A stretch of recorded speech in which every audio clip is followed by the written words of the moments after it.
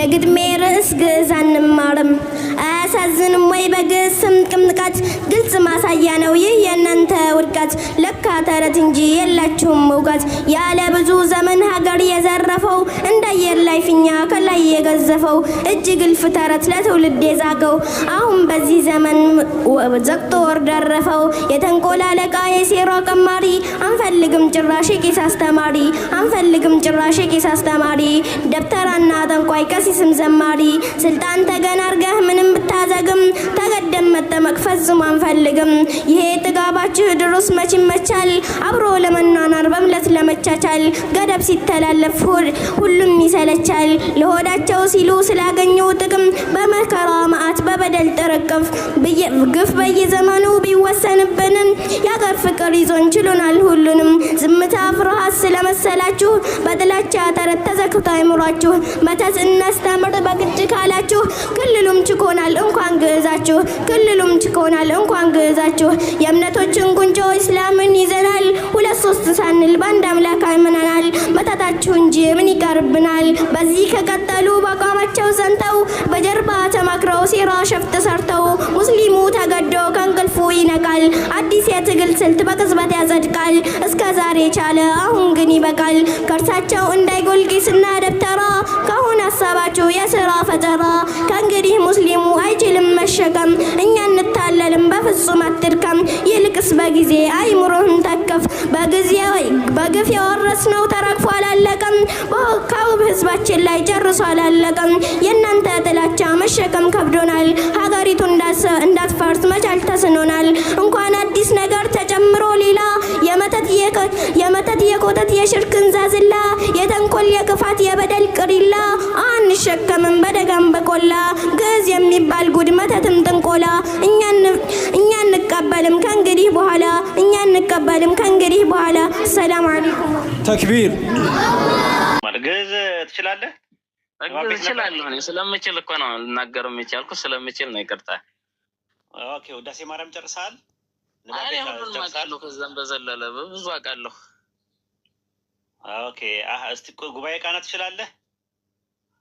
ጉባኤ ቃና ያ ለብቻው ለትርጉም ለምሳሌ ረቢ ሰገደ በመንፈቀ ሌሊት ለረቢ አኮኑ አጽዋት ምና አጽዋት ያቢ ላይ በሃይማኖት ታሪክ በየታሪክ ቀኔ ነው የሚባለው። ለምሳሌ የክርስቶስ ጋር የተያዘ እሺ በቃ በሚስጥር ኒቆዲሞስ ካላወቁት ሁለት ልበልልህና ግን ያው በሚስጥር ነው አደራሽ ያው እንድንግባባ ስለፈለኩኝ ነው። አህዌ ንርግ ዲበሰረገላ ሚስጥር አኮኑ ታበጽ እስከ ሰማያዊት ሀገር ይላል አይደል? ትክክል ነው። ኦኬ አሁን ያውኑን ግን እንትን እንዳትልሽ እስኪት ባታዊ እስከ ጸጉረ ለብሰ በመንፈቀ ሌሊት ዳበሰ ዳሰሰ ይላል። ሰማኝ ዳበሰ እሱ አማርኛ ቅኔ ነው። ዳበሰ አማርኛ ነው። እሺ አይ በቃ እንትን እንድትለው ነው። ከሰሙ ትርጉሙ ካወቁ ይገድሉኛል ያው ህዝቡ ማለት ነው። ችግር የለውም እኔ አውቃለሁ። እኔ እንተዋውቀናል ችግር የለም።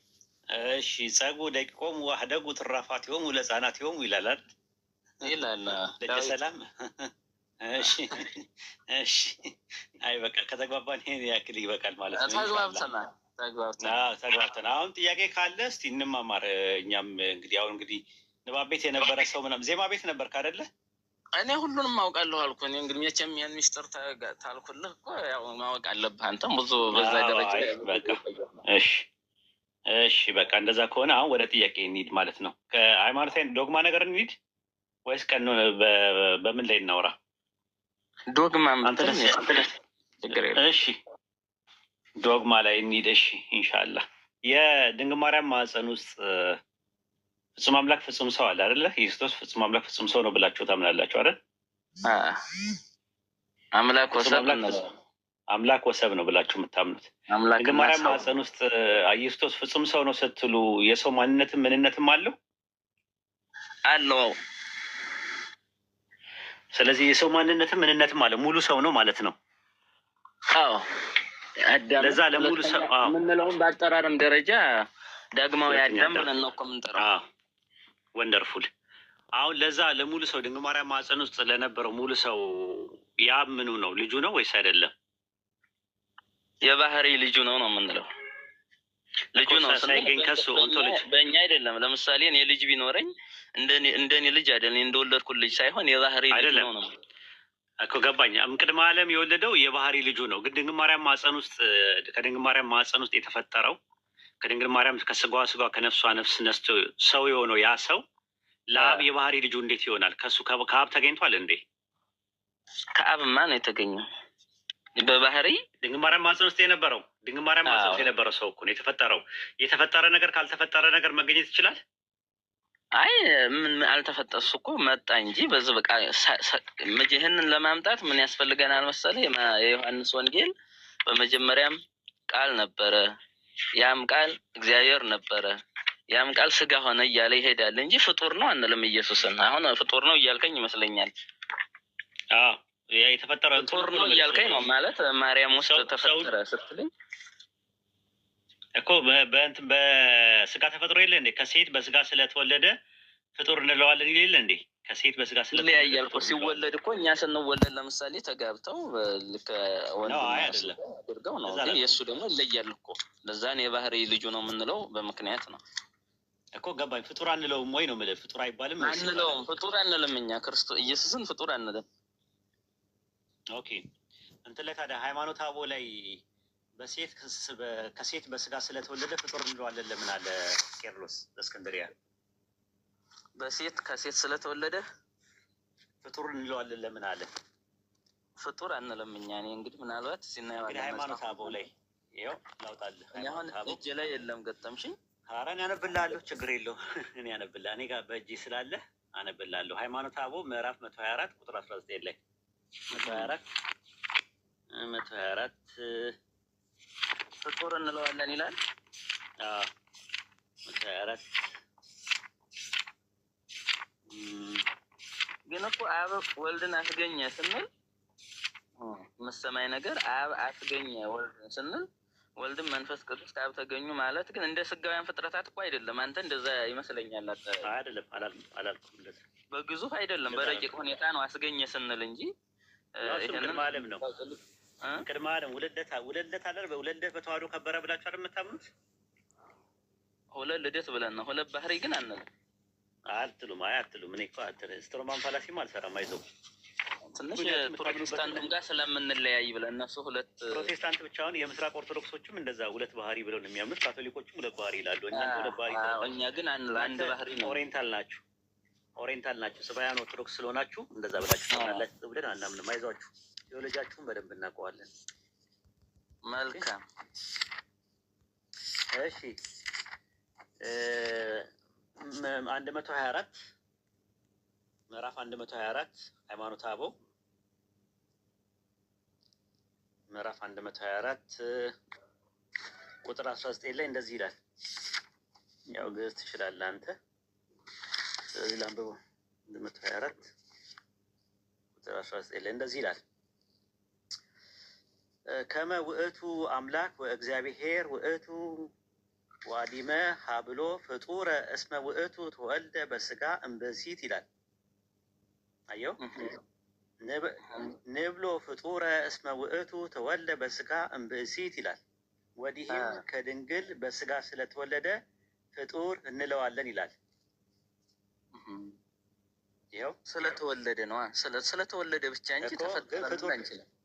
ፍጡር እንለዋለን አለ። ምን እንለዋለን? ስለተወለደ ከመቤታችን ከማርያም ስለተወለደ ፍጡር እንለዋለን። ስለዚህ ፍጡር ይባላል ወይስ አይባልም? ፍጡር ስንለው እንግዲህ ይለያያል። ማለት ፍጡር እንደኛ አይደለም። ነገርኩ ፍጥረታት ስንል እንደኛ ነው አላልኩም። እኔ እንደኛ ነው አይደለም አላልኩም። እሱማ የአዳምም እኮ እንደኛ አይደለም። የአዳምም ያለ ወንድ ያለ ሴት ከአፈር ነው የተፈጠረው። እኛ ከእናትና ከአባት በተራክቦ ነው የተወለደው።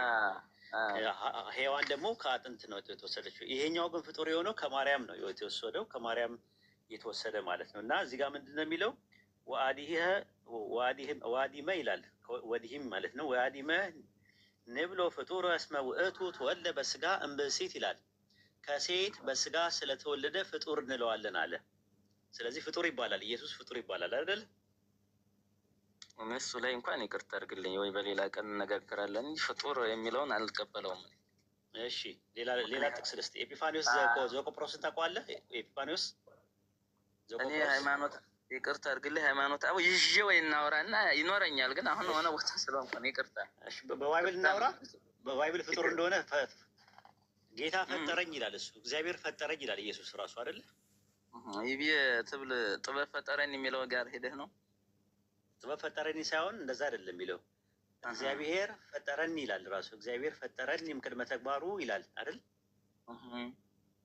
ስለዚህ ባይብልም ራሱ ፈጠረኝ ይላል ራሱ። ኢየሱስ ራሱ እግዚአብሔር ፈጠረኝ ይላል አይደል?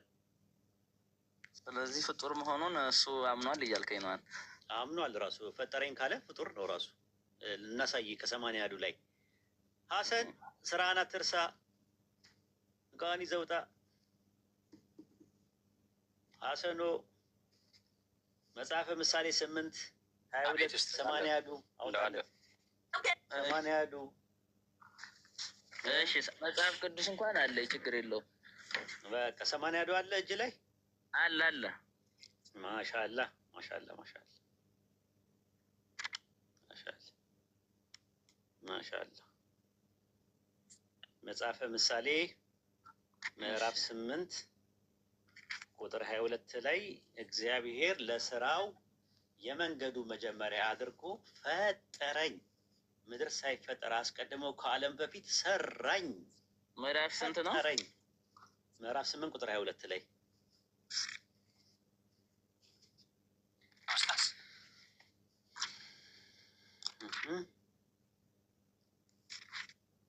ምዕራፍ 8 ቁጥር 19 ቁጥር 22 ቁጥር 22 ምን ይላል? አንብበው እስኪ። ግዕዙን ላንብብልና ወደ አማርኛ እሱ ያነብልሃል ራሱ ማለት ነው። አማርኛውን በል። እሺ አይ ግዕዙንም ግዕዝ ስለምችል ብዬ ነው። እግዚአብሔር ፈጠረኒ ቀዳሜ ኩሉ ተግባሩ እምቅድመ ይሳረር ዓለመ ወዘንበለ ይግበር ምድር ወዘንበለ ይግብረ ቀላያተ ዘንበለ ይጻጽሱ አንቀተ ማያት ይላል። ወዘንበለ አድባር ይተኩል እምቅድመ ያለ ይናገራል ማለት ነው።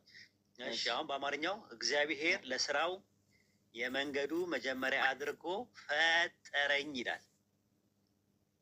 እኔ ላይ አይልም። ይቅርታ አድርግልኝ። እንግዲህ እዚህ ጋር ነው የተለያየ ነው። 80 ያዱ ነው። እስቲ ከፈተው በቪዲዮ አድርገህ ከፈትልና እንዴ አርድ ኮፒ ነው ያለ እጅ ላይ? እኔ ኦሪጂናል ሆነ ያለ። እትሙ ምናልባት ሊለያይ ይችላል። እትሙ የመቼ ነው ያንተ? የሚሊኒየሙ ነው። አዲሱ ላይ እነዛኞቹ ኬንያ ነው ያሳተሙላችሁ፣ ፕሮቴስታንቶቹ ናቸው ያሳተሙላችሁ። ይሄ 1980 ነው ያስከው 1980 ላይማ ኬንያ ነው የታተመላችሁ፣ ፕሮቴስታንቶቹ ናቸው ያሳተሙ። ይሄንን ያሳተመላችሁ ሁለት ሚሊኒየሙ ነው። ሚሊኒየሙ ላይ ነው የታተመው። እትሙ ራሱ ምን ይላል መሰለህ? እንትና ይህ መጽሐፍ ቅዱስ በኢትዮጵያ መጽሐፍ ቅዱስ ማህበር ለኢትዮጵያ ኦርቶዶክስ ተዋህዶ ቤተክርስቲያን ታተመ ነው። ኬንያ የታተመው ማለት ነው። ኢትዮጵያ መጽሐፍ ቅዱስ ማህበር ኬንያ ያሳተመው ነው። ይሄ የ1980 ነው አንተ ያዝከው። በ2000 ሚሊኒየሙ ላይ ግን ኦርቶዶክስ ቤተክርስቲያን ራሷ ናት ያሳተመችው። እንትን ብላ አመሳክራ ራሱ ግዕዙ ምን ይላል መሰለ? ግዕዙ አንተ ግዕዝ ስለምችል ግዕዙ ምን ይላል? እግዚአብሔር ፈጠረኒ ቀዳሜ ኩሉ ተግባሩ እምቅድመ ይሳረር ዓለመ፣ ዓለም ሳይፈጠር በፊት እግዚአብሔር ፈጠረኝ ነው የሚለው። ግዕዙ ፈጠረኝ እያለ ነው የሚናገረው። ስለዚህ እግዚአብሔር ፈጠረኝ። ቢጨዋና እኮ ይሄ አንድ ተለያየብኝ። ታዲያ ያንተ ቢጨዋ ቀለም ያደረግልህ እሱ ያደረገው ቀለም ያደረገው ለምልክትነት ነው። አንድ እንትን ሊገባ ብሎ ነው። ገባ። ችግር የለውም፣ ችግር የለውም። እንደገና ደግሞ ይኸውልህ አሁን ተለያየን ማለት ነው። መጽሐፍ ቅዱሱ ላይ የመቸና መሰለህ ዮድሄ ቫፌ ካናኒ ይላል። እዚህ ጋር ደግሞ እግዚአብሔር ፈጠረኝ ይላል። ግን እንትኑ ዕብራይስጡ ምን ይላል? ዮድሄ ቫፌ ካናኒ ይላል። ያህዌ ካናኒ ማለት ያህዌ ፈጠረኝ ማለት ነው ትርጉሙ። መጽሐፈ ምሳሌ 8:22 ላይ ግሪክ ሰብተጀንቱ ደግሞ ይላል ኩሪዮስ ኤክስቲሴን ሜ ይላል። ጌታ ፈጠረኝ ይላል። ኤክስቲሴን ሜ ይላል ራሱ። ኩሪዮስ ኤክስቲሴን ሜ እያለ ይናገራል። ፈጠረኝ ይላል። ከዛ በኋላ ደግሞ የመጽሐፈ ምሳሌ ምዕራፍ 8 ቁጥር 22ን ሃይማኖተ አበው ላይ ምን ሲያደርጉ እናያለን? ሲፈቱት ለማን እንደሆነ ሃይማኖተ አበው ምዕራፍ 124 ቁጥር 25 ላይ ቄርሎስ ምን አለ? ለእስክንድርያ በእውነት ሰው ስለመሆኑ እግዚአብሔር ፈጠረኝ ይላል አለ። ስለዚህ እግዚአብሔር ፈጠረኝ አለ። ስለዚህ ፍጡር ነው። ከሴት በስጋ ስለተወለደ ፍጡር ነው ብቻ አይደለም። እሱ ራሱ ባለቤቱ ኢየሱስ ራሱ ፈጠረኝ ካልከኝ ሐዋርያ ጳውሎስ ስለ ኢየሱስ ክርስቶስ ብዙ የጻፋቸው ነገሮች አሉ። በአብዛኛው ሰላምታው ወደ ተለያዩ አቅጣጫዎች ቢሆንም ማለት ነው ግለሰቦችንም ሰላም በሉልኝ ብሏል። ያ የራሱ መልእክት፣ የራሱ ጽሁፍ፣ የራሱ ንግግር መሆኑን ከምንረዳበት ውስጥ አንዱ ይሄ ነው። ነገር ግን ለምንድን ነው ስለተከበረችው የተከበረውን ታላቁን ጻድቁን ኢየሱስ ክርስቶስን የወለደችውን ማርያምን ለምን አልተረካትም? ጳውሎስ ትክክለኛ ተራኪ የጌታን ቃል የሚናገር ከሆነና በመንፈስ ቅዱስ ተመርቶ ከሆነ የሚጽፈው ሆነ የሚናገረው አንዲቷን ከ14ቱ መጽሐፍቶች ውስጥ ከሮሜ እስከ ዕብራውያን ካለው መጽሐፍ ውስጥ አንዱን እንኳን በማርያም በስሟ ለምን አልጻፈም? ለጢሞቴዎስ ሲልክ፣ ለቴዎፍሎስ፣ ለገላትያ ሰዎች፣ ለቆሮንቶስ ሰዎች፣ ለሮሜ ሲልክ አንድ መጽሐፉን በስሟ እንዴት አይጽፍም? ወይስ እሺ በመጽሐፉ ውስጥ እንኳን እንዴት አላወሳትም ማርያምን? ነቢዩ መሐመድ እስራኤላዊ ሆኖ ነው እንዴ በስሟ ቁርአን ምዕራፍ 19ን ሱረቱ መርየም ብሎ የተወረደለትና ያስተማረው? ምዕራፍ 3ም እንደዛው በቤተሰቡ ስም ነው የተሰየመ። ለምንድን ነው ማርያምን እዚህ ውስጥ ጉዳይ ብሎ ያላስገባት? ኦኬ በመንፈስ ቅዱስ ከሆነ የሚመራው እስኪችን ነገረኛ ናንያ ከወዲሁ ማለት ሶሪ አልገባኝም። ማለት አስፈላጊነቱ ለምንድን ነው ነው? ኦኬ ጳውሎስ ያስተማረው ትምህርትና ለማርያም መላኩ ምንድን ነው ፖይንቱ ነው ማለት ምንም ግልጽ ስሟንም አልጠራ ነው የምልህ እኮ። ባይጠራስ ምንድን ነው ፖይንቱ? ማለት መጠራቱስ ቢጠራስ ባይጠራስ ዋት ዘ ፖይንት ምንድን ነው? አያቅም ነው እሷ ስለ እሷ ደረጃ የእሷን ደረጃና ገድል አያቅም እንዴ? ጳውሎስ እኮ ስለ እሷ ወይንም ስለሌላ ሰው ሊተርክም አይደለም የመጣው፣ ስለ ክርስቶስ ሊሰብክ ነው። የግድ ማርያምን ማንሳት አይጠበቅበትም። እነ ጵርስቅላን እና አቂላን ሰላምታ አቅርቡልኝ እያለ ሮሜ ምዕራፍ 16 የመጨረሻው ማነው ከቁጥር 3 እስከ መጨረሻው ቁጥር 16 ድረስ እነ ጵርስቅላን እና አቂላን እነ ከሊትን ሰላምታ አቅርቡልኝ፣ ከኛ ጋር ስትሰራ ስትተጋ ለነበረችውም ሰላምታ ንገሩልኝ። እንዴ ትልቅን ነገር ትቶ እዚህ ጋር አብራው ስትሰራ ስለነበረች ሴትዮ ሰላምታ ሲጽፍ ምን ማለት ነው እንዴ?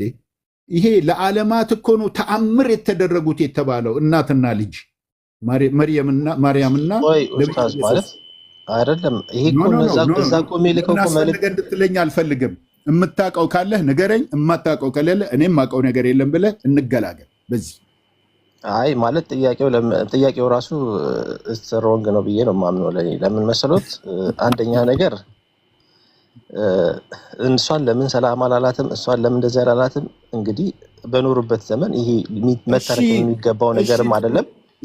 ይበላት አይበላት እንኳን ሉቃስ እንደተናገረው ሉቃስ አልነበረም በወቅቱ የቃሉ አገልጋዮች የነበሩት እንዳስተላለፉልን።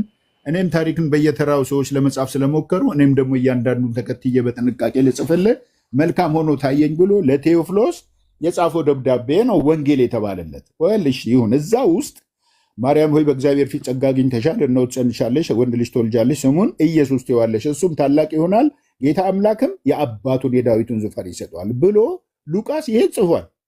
ይህን ያላየውን ኢየሱስን ያላየውን ሉቃስ ይህን ሲጽፍ ጳውሎስ ለምንድን ነው ማርያምን ከመጤፍ ያልቆጠራት? እንዴ ምን አገናኘው ኡስታዝ? እንዴት አይገናኝም? እነሱ እኮ የወንጌል ኧረ ቆይ ተረጋጉ። እነሱ ወንጌል ጸሐፊያን ናቸው። ጳውሎስ እኮ እያስተማረ የሚሄድ ነው። በየቤተክርስቲያኑ በየአገሩ ላይ እየዞረ የሚያስተምር ነው። የወንጌል ጸሐፊ አይደለም ጳውሎስ። ስለምንድን ነው የሚያስተምረው? ሁሉም የየራሱ ጸጋ አለው አይደል? ሁሉም የየራሱ ስራ አለው። የግድ ጳውሎስ ወንጌል አልጻፈም ተብሎ እንደዚህ የሚባል የለበትም። እንዴት እንደዚህ ይላል? ማለት አንዳንድ ጊዜ መጠየቅም ያለበት ነገር ሊሆን ጥሩ ነው። ኧረ እባክህ ተው፣ ይሄ ከአቅሜ በላይ ነው ብለህ እለፈው ትችላለህ። እንደሱ በነገራችን ላይ ለእኔ ነቲንግ ነው። አንተ የማትፈልገው ያላመንክበት ነቢይ እኮ ትልቋን መርየምን በጽድቅ የተመረጠችውን መርየምን ታሪክ እየነገረህ ነው ቁርአን ላይ ስለወለደችውም ልጇ አወላለዱን ጭምር ሁለቱም እናትና ልጅን ለዓለማት ሕዝብ ተአምር ላደርግ ይህን አረኩ እያለ እየነገረ ባለተአምሯን ባለታሪኳን መርየምን ከምንም አይነት ቦታ ያልሰጣትን ሰውዬ ደግፈኸው ትክክል ነው ብለህ ለእሷ ትልቅ ክብር ያለውን ነቢይ መሐመድን ደግሞ ነቅፈህ ያንተ እምነት ምን አይነት እምነት ነው ከወዲሁ እያልኩ ያለው ከተረዳ እዚህ ጋር መግባት እችላለሁ። እኔ አንድ ቃል ቆይ እዚሁ ላይ ልናጠቃልል ነው። በቃ እኔ ለውጣ ስለሆነ ከዮናታን ጋር እዚሁ አጠቃልል ነው። ባይሆን በሌላ ቀን ከዮናታን ጋር ብንገናኝ ጥሩ ይመስለኛል።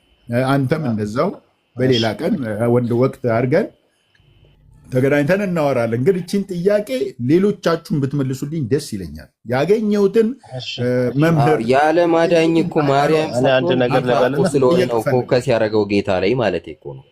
አይ እውነተኛው አንዴ እኔ ጋር አጠቃለና ሬድም እስካሁን ስላላወራ ይቀጥልና ኡስታዝ ምንድነው መሰሎት ሁሉም የየራሱ አካሄድ አለው። ሁሉም የየራሱ ሂደት አለው። የግድ ጳውሎስ ስለ ማርያም አልጻፈም ወይም ደግሞ ስለ ማርያም ያን አይደለም ማለት ያለብህ አንተ። ኖ ይሄ መልስ አይደለም። በነገራችን ላይ እርሱ እንደፈለጉ አይደለም። አንድ ነገር ሌላም ሰው ቢጠይቅ ዮናታን አንድ ነገር ልንገርህ። አንድ ነገር እቺን ብቻ ስማኝና ትነግረኛለህ። ችግር የለም። እንዲህ አይነት ጥያቄ ከመጣ ምናልባትም ከአንተ ከአቅምት በላይ ሊሆን ይችላል። ጳውሎስ የተወበት ምክንያት አታውቅም። አንተ ስለማታውቅ ይሄ ጥያቄ መጠየቅ ለምን አስፈለገ ሳይሆን ማለት ያለብህ አዎ አልጠቀሳትም፣ እኔ ጉዳዩን አላውቅም። ፊኒሽ። ከአንተ አቅም በላይ ስለሆነ ገብቶሃል። ነገር አላሁ አዕለም ነው የምንለው እኛ ሙስሊሞች። ማናውቀውን አናወራም። ለምን መጠየቁ አስፈለገ ትላለህ? እንዲያስወሩኝ የአቅም ጉዳይ የምናምን ጉዳይ አይደለም። ምክንያቱም ይሄ ሁሉም የየራሱ የመጠራታቸውና የስራቸው ጉዳይ ነው። እሷን ለምን አልጠቀሰም አላነሳም ተብሎ እንትን የሚባልም መገደድም የለበትም። ምክንያቱም ሁሉም ሲጽፉ በየራሳቸው አራቱም ወንጌላት አንድ አይነት እኮ አጻጻፍ እኮ አይደለም ራሱ የሚጽፉት። ሁሉም እግዚአብሔር ገልጾላቸው ነው ያላችሁት። በመንፈስ ቅዱስ ነው አይደለ? መንፈስ ቅዱስ አንድ ነገር እርሱ እንደሚፈልጉት ወይንም ደግሞ ዛሬ ዘመን ተነስቶ ሰው እንደሚፈልገው ሳይሆን ሐዋርያቱ ለኛ ያስፈልገናል፣ ለመዳናችን ይጠቅመናል የሚሉትን ነው የሚጽፉልን እንጂ የሆነ ሰው ተነስቶ እኔ በዚህ መልኩ ይጻፍልኝ ስላለ አይደለም የሚጻፈው። እሱን መጀመሪያ ማለት አለበት። ታዲያ ለምንድን ነው አብያተ ክርስቲያናት አባቶች ተአምረ ማርያም፣ ውዳሴ ማርያም እያሉ ከየት አምጥተው ነው የጻፉት? ታዲያ እነ ጳውሎስ ያላስተላለፉላቸው? ጳውሎስ ብቻ አይደለማ ኡስታዝ አስተማሪ እኮ እንዴ ብዙ እኮ አለ እኮ ከጳውሎስ ጋር። ተአምረ ማርያም ዮሐንስም ተአምረ ማርያም ከየት አምጥተው ነው የጻፉት? ተአምረ ማርያም አለ ኦልሬዲ በቤተክርስቲያን ውስጥ የተቀመጠ ነው የተጻፈ የማርያም ታሪክ አለ። ማን የጻፈው ተአምረ ማርያምን? እኔ እንግዲህ አሁን ስለሱ ብዙ እውቀት የለኝም። ተአምረ ማርያም ማን ጻፈው? በደንብ አይቼ ነግሮታል። ኦርቶዶክስ ነው ሁሉንም አውቃለሁ ማለት አይደለም። ማወቅ እኮ ሳይሆን ተአምረ ማርያም አንተ አይደለም እኔ ሙስሊሙ አውቃለሁ ተአምረ ማርያም መኖሩን አውቃለሁ። ማን ጻፈው የሚለውን ግን ደግሞ አንብቤ ወይም በደንብ እንትን ብዬ እመጣለሁ። ለምን እንደነ ጳውሎስ ቅዱሳን ሰዎች ናቸው የጻፉት ለምን አትልም? ታዲያ በዘመናችንም እኮ አሉ ቅዱሳን የሚጽፉት መቼም እርኩሳን አይሆኑም። ግን የጻፈው ማን ነው ስፔሲፊካሊ ካሉኝ እኔ እሱ ላይ ብዙ አልሰራሁም። አንብቤ እመጣለሁ ነው እኮ ምንም። ኦኬ እሺ በቃ እንደሱ ከሆነ በሌላ ቀን